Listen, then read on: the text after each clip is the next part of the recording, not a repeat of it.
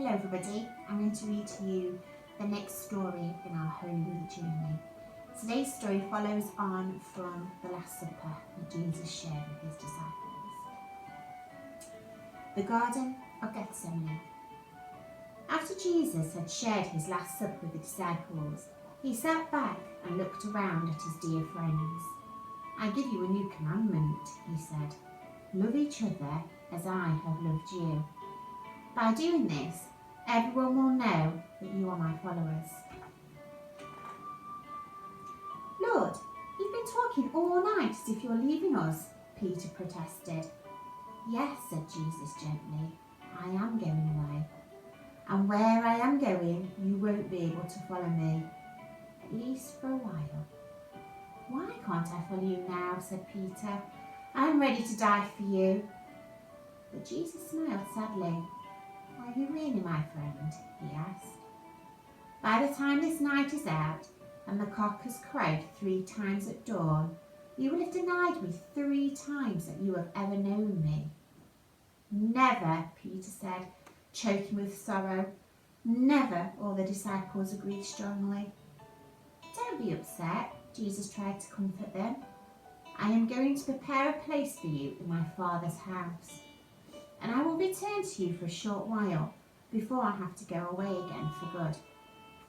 Even then, when you will no longer be able to see me, I will always live in your hearts. Later, when the time is right, you will follow and we will be together again. Until then, do what I have done tonight as a way of remembering me. Be at peace and be happy for me that I am going to be with my Father." Jesus looked around at his friends' gloomy faces. "Now come," he said gently. "Let's go to the Mount of Olives. I would like to pray in the Garden of Gethsemane for a while." As they walked through the moonlight together, Jesus gave the disciples many more important instructions. He knew he only had a short time left in which to talk to them. When they finally reached the entrance to the Garden of Gethsemane, Jesus saw that the anxious men were exhausted. "Rest here while I go and pray," he told most of them. But he turned to Peter, James and John and said, "I know you are tired, but please will you come with me?" The 3 were only too pleased to keep him company. They had never seen Jesus look so strained or troubled before. "My heart feels like it's breaking," Jesus sighed heavily. When they had gone a little way, "Will you stay while I pray?" Peter, James and John watched as Jesus sank to his knees, his head in his hands. "Father," he cried silently. Jesus prayed that perhaps he might not have to face the suffering he knew lay ahead. After a long while, Jesus turned to Peter, James and John, but saw that they had fallen asleep. So Jesus prayed again.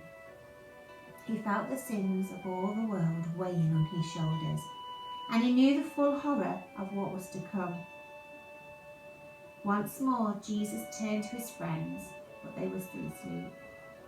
Jesus prayed again, willingly accepting the suffering he had to face, so that all people could one day reach God.